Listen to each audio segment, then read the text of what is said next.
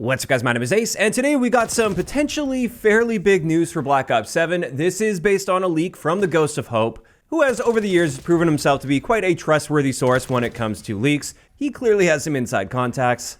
And with this, apparently Black Ops 7 is going to be having more content in its post-launch seasons than Modern Warfare 3 had. And that's quite significant because Modern Warfare 3 had by far the most post-launch content we've ever seen in the Call of Duty franchise. At least for regular multiplayer, we'd never seen anything like that before. They really set the bar high. And honestly, it's been one of the reasons that I feel like Black Ops 6's post-launch content has felt so lackluster, is the previous game just set that bar so high, and now it looks like Black Ops 7 is going to be topping that. Now, at the same time, this isn't particularly surprising because during the reveal, in the official blog post, they did state that they are bringing weekly challenges to Black Ops 7, like we saw in Modern Warfare 3, and these will include unlockable attachments, weapons, and score streaks. And on top of that, there are going to be challenges for all modes and 2 completion weapon camos to chase during every season. So we already knew officially that they're going to be following suit at least somewhat with the general style of Modern Warfare 3's post-launch content with those weekly challenges that will unlock actual gameplay content on a regular basis. But with this new leak, apparently they're taking it to the next level and they're actually planning on surpassing Modern Warfare 3's post-launch content. Now, diving a bit deeper into this leak, he also mentioned the current plan, according to sources, is for Black Ops 7 to have a lot of content in seasons 1 through 4, and then it will taper off to give Activision time to push Modern Warfare 4's marketing very hard. And it seems like that's how they've been handling things in recent years anyway. They tend to push a bit more content for the first few seasons, and then the last ones are a lot more lackluster. Even with Modern Warfare 3's amazing amount of post-launch content, I definitely felt like the last couple seasons just didn't quite meet the expectations that they set with the previous seasons, so it looks like they're going to be following suit there. Next, a very interesting part of this that doesn't surprise me too much is apparently Treyarch earlier this year pulled some of the planned Black Ops 6 post-launch content and has pushed it to Black Ops 7 so they can repurpose and reskin that content to fit in with the setting of Black Ops 7.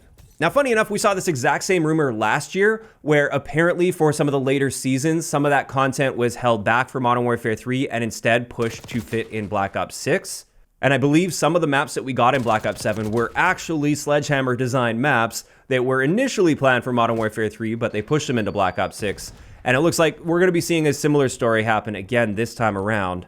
And while that sounds like it could be a good thing for Black Ops 7, there's going to be tons and tons of content for that game. If this is true, it's really frustrating to see them do things like this. Like I said, I tend to believe this because it really feels like in Black Ops 6, they largely abandoned its post-launch content, and they've basically just been providing the bare minimum. It feels like they kind of left a skeleton crew behind, and they're just giving us the absolute bare minimum amount of seasonal content just to get through. And I remember feeling the exact same way with the second half of Modern Warfare 2's life cycle. That felt like totally abandoned as they were preparing for Modern Warfare 3. And then again, as I said, even last year with Modern Warfare 3's great post-launch content, the last couple seasons weren't quite as amazing as the rest of the game was. And this is one of the big reasons I just don't want to see that back-to-back cycle ever come back to Call of Duty, where they release one game in a sub-franchise immediately followed by the sequel to that game, instead of bouncing back and forth between different sub-franchises, because it can really feel like a bait and switch where you pay for and invest your time into the first of those 2 back-to-back games,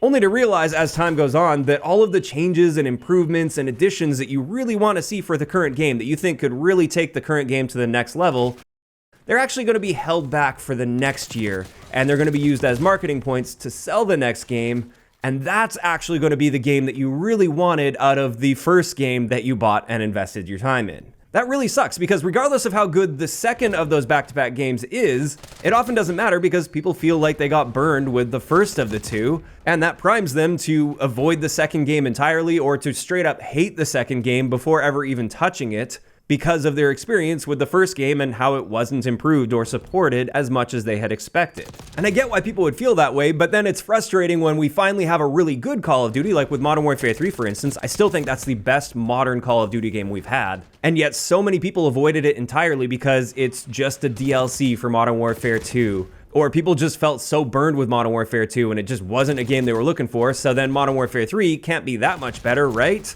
Well, it turns out it actually was a lot better, at least in my eyes, and I know many that played that game throughout the year would agree with that.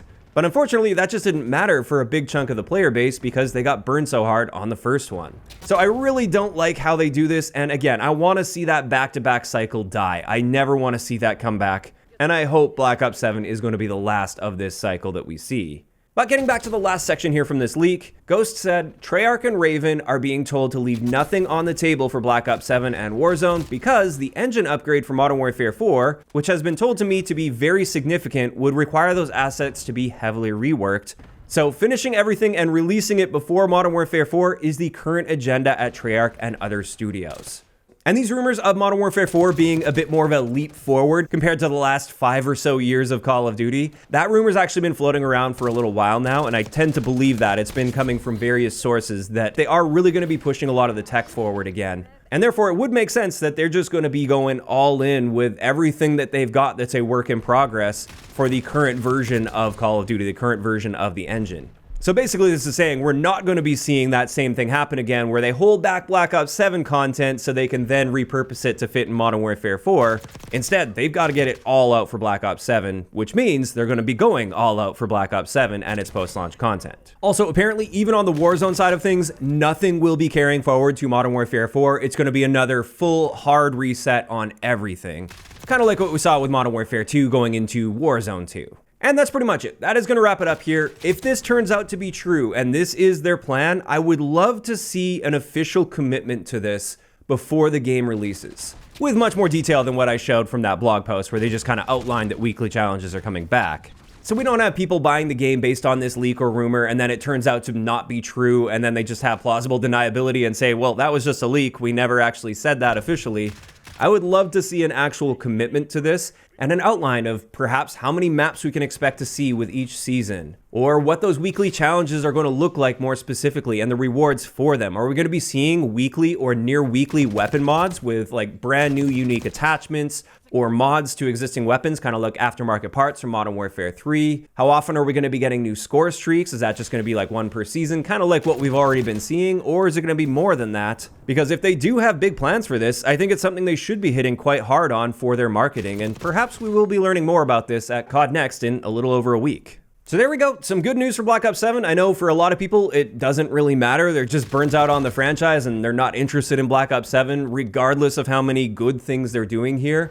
And that's fair enough. As I said, I think this back-to-back cycle has really burned a lot of people with the franchise, plus just the long-term burnout with the modern Call of Duty issues that just don't seem to go away. But this is where I'm curious to hear from you guys in those comments down below. How are you feeling about this leak? If it's true, is this something that would get you more interested and excited to play Black Ops 7? Or maybe not so much? Is this not enough to really sell you on the game? Just let me know down below. If you enjoyed the video, a like rating is always appreciated. And don't forget to subscribe for more if you haven't already. I'll talk to you guys next time.